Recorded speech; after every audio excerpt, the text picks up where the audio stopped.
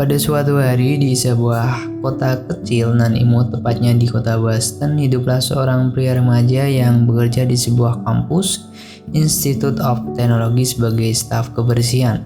Remaja ini bernama Will. Ia sangat sederhana, namun di balik kesederhanaannya, Will memiliki kemampuan melebihi para ilmuwan. Dibuktikan kemampuan Will saat itu dapat memecahkan teori matematika dari seorang profesor bernama Gerard. Will memecahkan teori yang berada di papan mading tanpa sepengetahuan Gerard. Will ini memecahkan teori matematika itu secara iseng-iseng. Profesor Gerard yang melihat teorinya dipecahkan secara benar, bahwa siapapun yang dapat memecahkannya akan mendapatkan penghargaan, ketenaran, bahkan kekayaan.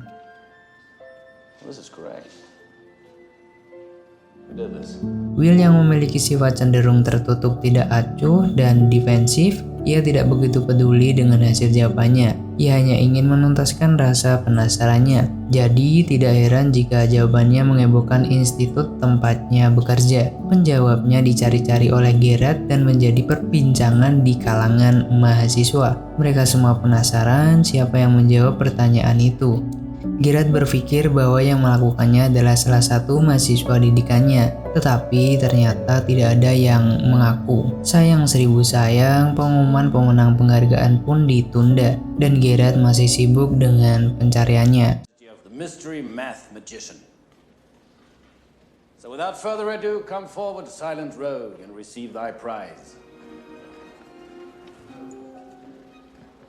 Sementara itu, Will tetap asik bersama teman-teman seusianya. Will ini terbilang liar, dia suka pergi dari satu tempat ke tempat lain, dari satu bar ke bar lain. Will pun sudah terbiasa sejak kecil terlibat kasus-kasus kriminal seperti perkelahian, pencurian, dan berulang kali ditahan di kantor polisi.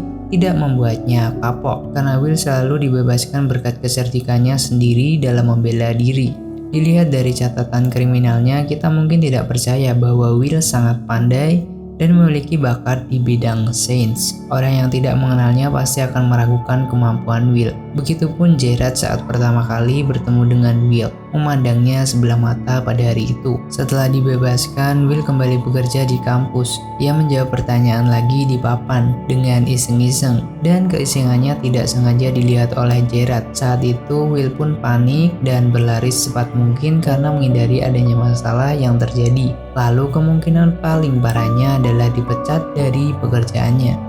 Selepas pergi, asisten Gerard menunjukkan bahwa Will berhasil memecahkan soal itu.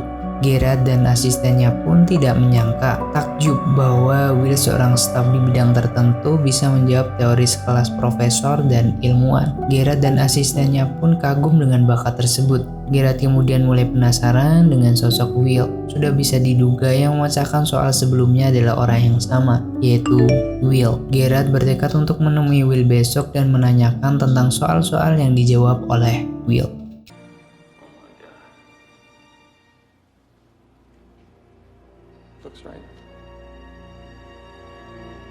Sore harinya selepas bekerja, Will bersama teman-temannya masuk ke bar di dekat Harvard. Penampilan Will dan teman-temannya cukup menandakan mereka bukan mahasiswa Harvard. Saat itu teman Will yang bernama Chuck mendekati seorang gadis, tetapi niat itu berbuntut pada perselisihan antar Chuck dengan seorang mahasiswa Harvard. Mahasiswa itu memandang rendah sekaligus mengejek. Dua kubu itu hampir saling bertengkar jika saja Will tidak menengahinya.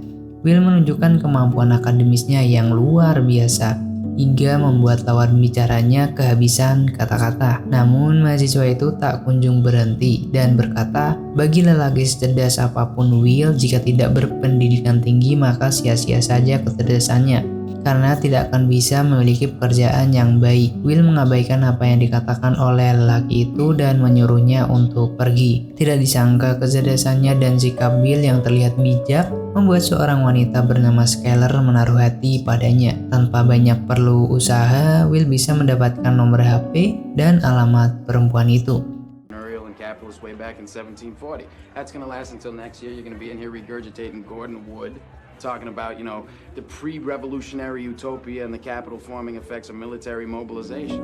Di hari-hari berikutnya, Gerard yang mencari Will berhasil menemukan informasi keberadaan Will yang sedang menjalani persidangan terbuka. Seperti sidang-sidang sebelumnya, Will dengan mudah memilih pembelaan dan menyudutkan jaksa. Semua yang ada di ruangan terkesima dengan pembelaan yang diberikan dan Will hampir saja lolos dari hukumannya.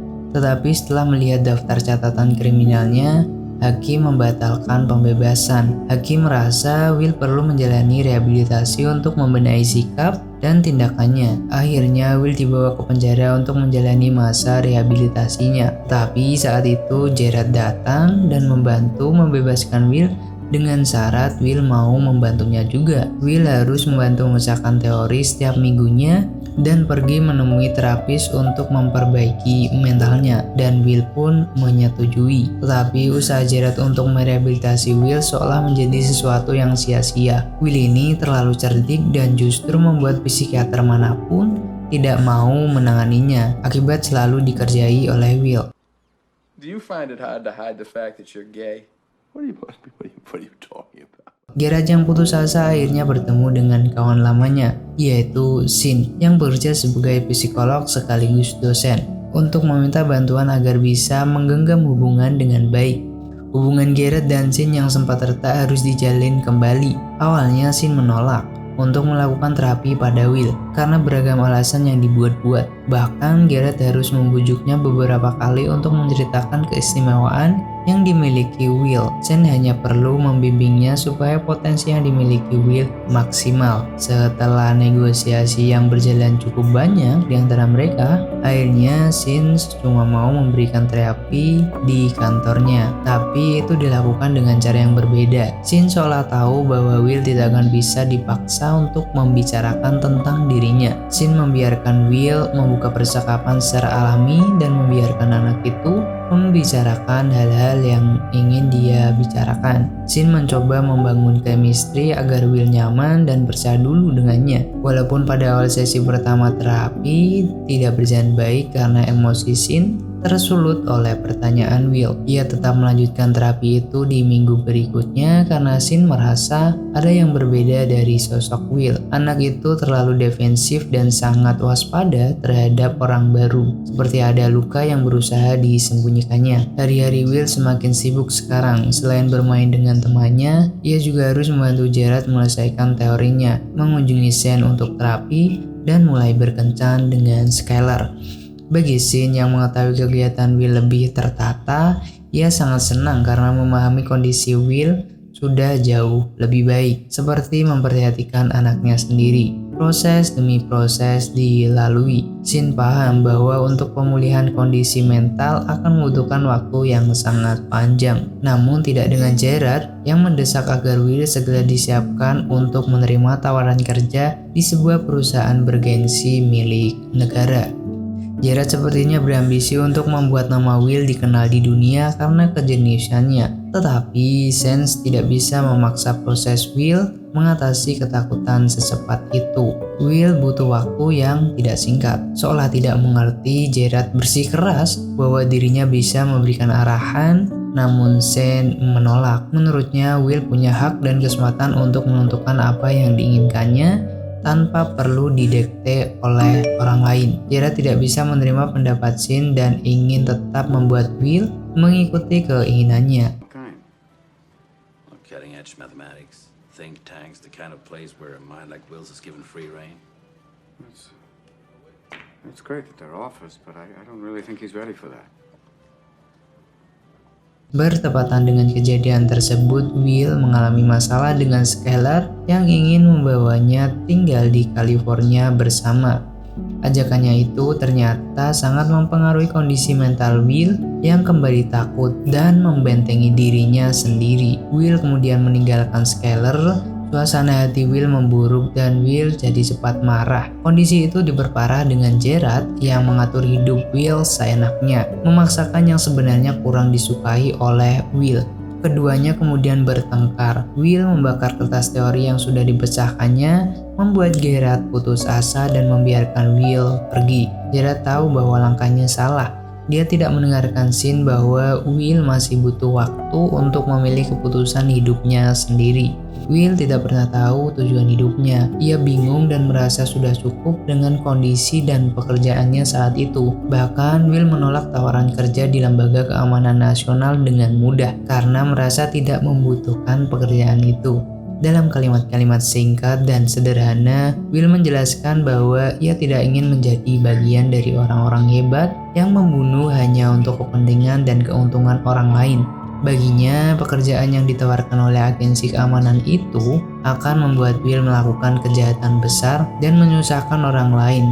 Jadi, Will benar-benar menolaknya dan pergi meninggalkan agensi tanpa perasaan menyesal ataupun bersalah. Kemudian Will menemui Shin menceritakan kejadian-kejadian yang dialaminya dengan Skylar dan tawaran kerja yang baru saja ditolaknya mentah-mentah. Shin paham bahwa sebenarnya Will hanya ketakutan untuk memulai langkah baru. Ia takut gagal dan ditinggalkan. Ketakutannya itulah yang menghambat Will untuk berkembang lebih jauh dengan kemampuan istimewanya. Will selalu memandang semua hal dari sisi negatif dan hal itu benar-benar mempengaruhi keputusan dan tindakannya. Shin mencari tahu keinginan dan tujuan Will selama ini untuk apa. Tetapi Will tidak punya jawaban yang diajukan Shin, sebab bagi Will kehidupannya sudah baik-baik saja dan tidak ada yang perlu diraih lagi. Sudah puas dengan pekerjaannya sebagai staf kebersihan yang tak kalah mulianya. Namun Shin mulai bertanya lagi mengenai keinginan Will. Jika memang ia tidak menginginkan kehormatan, ketenaran, dan kekayaan, lalu apalagi yang diinginkannya? Tak ada jawaban dari Will. Will bingung dan tidak mau membahas hal tersebut. Ia memutuskan untuk tinggalkan semua dan kembali bekerja sebagai pegawai konstruksi bersama temannya, yaitu Chuck. Saat itulah Chuck mencoba bicara pada Will, meyakinkannya bahwa ia tidak seharusnya berada di pekerjaan kasar semacam ini. Bakat Will akan membuat perubahan besar pada dunia. Itulah yang Chuck mengerti. Ia tidak ingin terjebak menjadi pegawai konstruksi hingga tua. Chuck yakin bahwa Will punya masa depan yang cemerlang dan ia ingin Will meraih itu demi kebaikan hidupnya.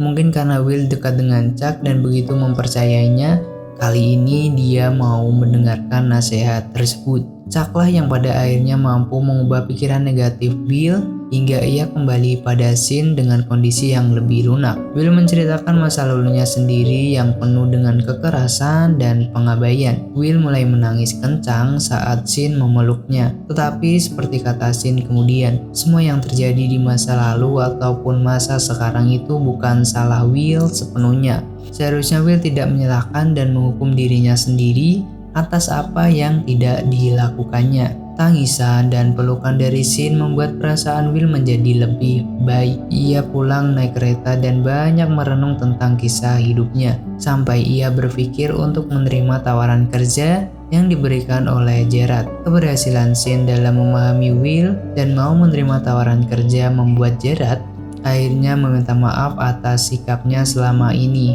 Dua teman lama yang sempat berselisih itu kembali berbaikan dan menjadi akrab. Sementara itu Will kini sudah menemukan dirinya sendiri dengan versi yang jauh lebih baik. Ia sudah tahu apa yang diinginkannya dan apa yang ingin ditujunya. Maka tanpa sepengetahuan siapapun kecuali Shin, Will akan mengejar tujuannya, yaitu mengejar Skylar dan mungkin memulai hidup barunya di California bersama gadis yang ia cintai. Dan film pun berakhir.